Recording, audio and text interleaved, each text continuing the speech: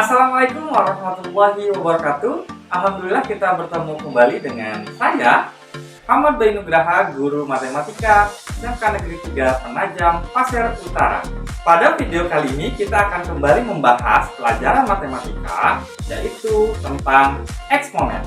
Kira-kira apa sih yang dimaksud dengan eksponen dan apa manfaat dalam kehidupan sehari-hari menggunakan eksponen? Adapun tujuan pembelajaran pada video kali ini adalah seperti ini. Eksponen adalah nama lain dari bilangan berpangkat. Kira-kira nih, dalam ilmu pelajaran lain, apa sih manfaat dari eksponen? Di dalam ilmu ekonomi, eksponen bisa digunakan untuk memperkirakan pertumbuhan jumlah penduduk.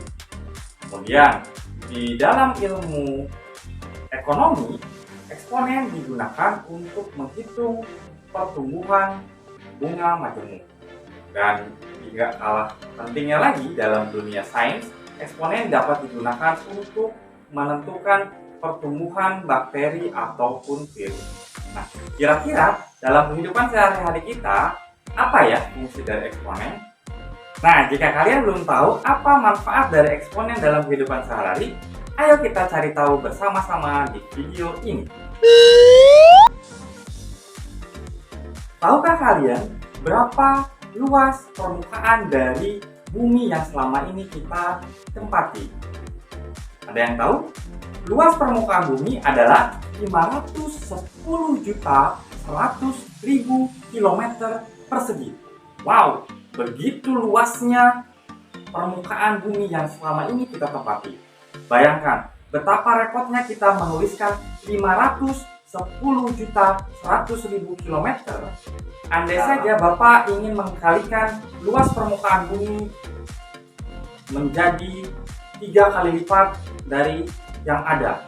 Betapa repotnya Bapak harus menghitung dan menuliskan 510.100.000 km persegi dikali 3 dengan hasil yang lebih panjang. Salah satu fungsi dari eksponen adalah menyederhanakan operasi 510.100.000 dikali 3 dapat kita sederhanakan menjadi 5.101 kali 10 pangkat 5 dikali 3. Nah, begitu sederhana dibandingkan dengan penulis 510.100.000. Sebelum kita melanjutkan lebih jauh tentang eksponen, kita harus tahu sifat-sifat dari eksponen. Mau tahu sifat-sifat dari eksponen? Perhatikan berikut ini. Baik, sifat-sifat eksponen yang akan kita pelajari di video ini antara lain adalah yang pertama, A pangkat B dikali A pangkat C itu sama saja dengan A pangkatnya dijumlahkan antara B dan C, ini dijumlahkan. Contohnya gimana? Contohnya seperti ini. Misalkan Bapak punya 2 pangkat 3 dikali 2 pangkat 4 sama dengan berapa? Nah, berdasarkan sifat yang pertama, ternyata A pangkat B dikali A pangkat C itu pangkatnya sama saja dengan dijumlahkan. Berarti kita tuliskan menjadi 2 pangkat 3 ditambah 4 sama dengan 2 pangkat 7. 3 tambah 4 ya, 7. Nah, gimana kalau misalkan contoh soalnya seperti ini? Contoh soalnya 2 pangkat 3 dikali 3 pangkat 5. Nah, apakah bentuk eksponen ini bisa disederhanakan?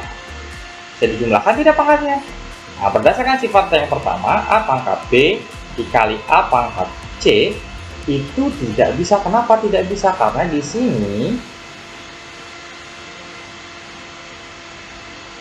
sini dua pangkat 3 dikali 3 pangkat 5. Bilangannya tidak sama, yang sini 2, yang sini 3, sehingga ini tidak bisa dijumlahkan. Berarti bentuk sederhananya seperti apa ya? Bentuk sederhananya tinggal kita tulis kembali 2 pangkat 3 dikali 3 pangkat 5. Satu lagi ya, kalau misalkan Bapak punya 3 pangkat 2 dikali 9 sama dengan titik-titik.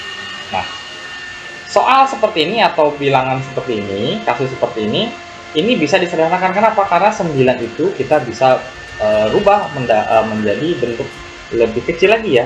Kita cari bilangan primanya. Cara terbaik untuk menentukan bentuk sederhana dari 9-nya adalah dengan membuat pohon faktor. Misalkan Bapak punya pohon faktor, kita bikin pohon faktornya 9 itu bisa dibagi oleh 3, menghasilkan 3 dan sudah tidak ada lagi ya. Sehingga kita peroleh bahwa 9 itu sama dengan 3 pangkat 2. Jadi kita tuliskan di sini 3 pangkat 2 dikali 3 pangkat 2. Nah, sekarang bilangannya sudah sama, 3 dan 3. Berarti kita bisa jumlahkan pangkatnya menjadi 3 pangkat 2 ditambah 2 sama dengan 3 pangkat 4. Ini sifat yang pertama. Kita lanjut. Sifat yang kedua adalah A pangkat B dibagi A pangkat C itu sama dengan A pangkat B dikurang C. Artinya kalau tadi dikali itu dijumlah, maka dibagi itu adalah lawannya dijumlah adalah dikurang. Contohnya gimana? Contohnya misalkan Bapak punya lagi nih 3 pangkat 5 dibagi 3 pangkat 2. Nah, bentuk seperti ini kita bisa tuliskan juga dalam bentuk seperti ini, 3 pangkat 5 dibagi 3 pangkat 2. Boleh juga tulisan. Gimana? Apakah ini bisa disederhanakan? Karena bilangan tadi sama-sama 3, berarti kita bisa peroleh menjadi 5. Bapak tulis di sini deh, nggak apa-apa ya. 5 pangkat 5 dikurang 2, atau kalau dalam bentuk seperti ini biasanya kita bisa main coret nih. 5 dicoret, 2 dicoret, sisanya berapa? Sisanya 3. Sehingga dapatlah 5 pangkat 3. Ini juga ya sama, 5 pangkat 3 sama aja dengan 5 pangkat. Ini yang kedua. Kemudian kita lanjut. Sifat yang ketiga adalah A pangkat B dipangkatkan lagi C itu sama saja dengan A pangkat B kali C. Contohnya gimana ya? Kita tulisan saja, misalkan 2 pangkat 3 dipangkatkan lagi 5 sama dengan berapa? Karena ini dipangkatkan, jadinya dikalikan saja. 2 pangkat 3 dikali 5 sama dengan berapa? Sama dengan 2 pangkat 3 kali 5 dikalikan, hasilnya adalah 15. Nah, seperti ini.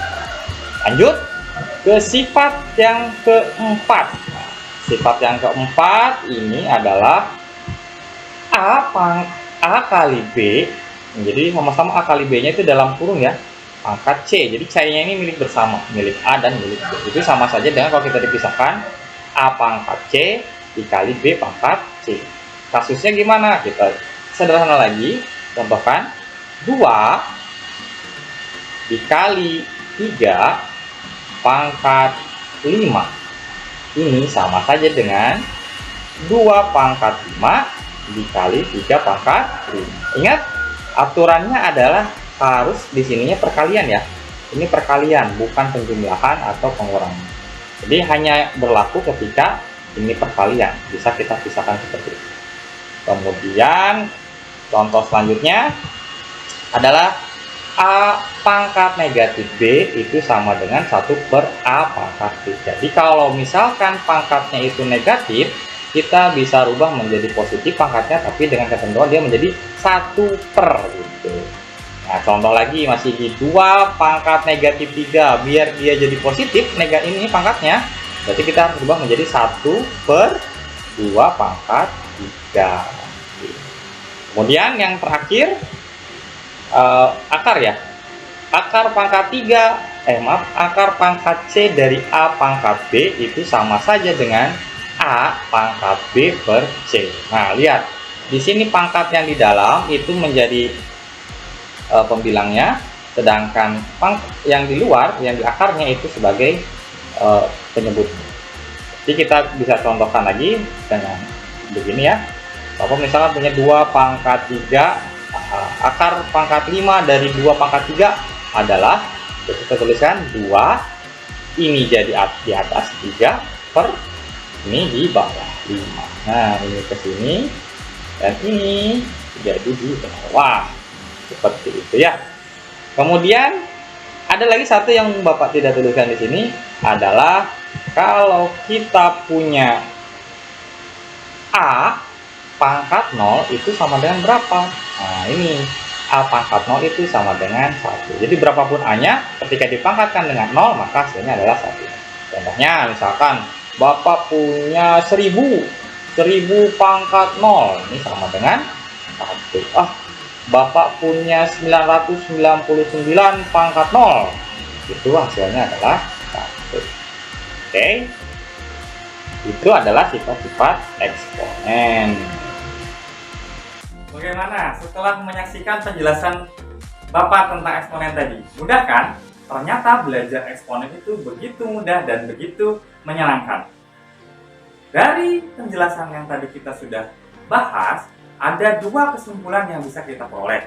Yang pertama adalah ternyata eksponen itu sangat bermanfaat sekali baik dalam kehidupan kita sehari-hari maupun dalam ilmu terapan yang lain. Nah, dalam kehidupan sehari-hari setidak-tidaknya ada dua manfaat eksponen. Yang pertama adalah memudahkan dan menyingkat tulisan angka-angka yang sampai ribuan bahkan sampai jutaan. Dengan menggunakan eksponen, kita dapat menulis dengan ringkas. Yang kedua adalah mempermudah kita untuk menghitung bilangan-bilangan yang nilainya luar biasa banyak, bahkan seperti jutaan, ratusan, miliaran. Dengan menggunakan eksponen, maka penulisan dan perhitungan untuk nilai-nilai yang besar itu dapat dipermudah seperti yang tadi sudah kita contohkan.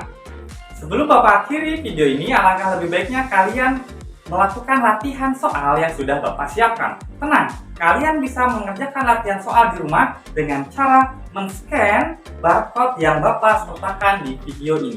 Silahkan kalian kerjakan sampai kalian merasa mampu dan bisa mengerjakan soal-soal berbentuk pangkat. Mungkin itu saja pada video kali ini. Mudah-mudahan video ini bermanfaat untuk kita semua.